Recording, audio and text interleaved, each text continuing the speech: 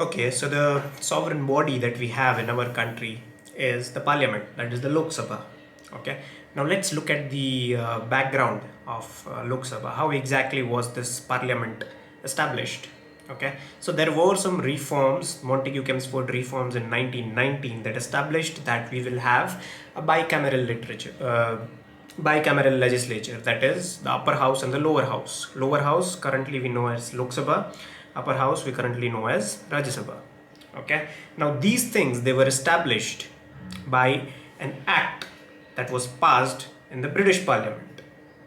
Okay, now who sat in the British Parliament? The people who were elected by the Brits. Okay, so they were representatives of the general will of the British people.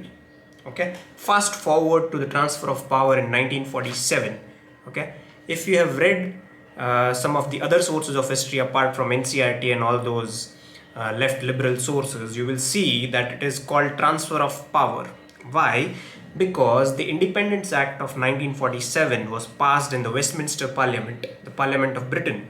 Okay, it is through that act that a Constituent Assembly of Bharat and a Constituent Assembly of Pakistan, both the dominions, okay, the unified geography of Bharat was supposed to be divided into two dominions, not even independent nations, two dominions.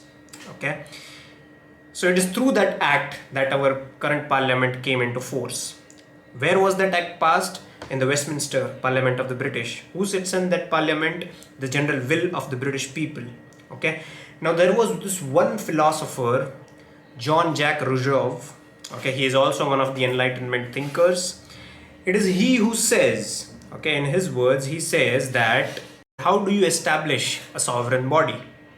Okay, a sovereign body can only be established by the general will of the people.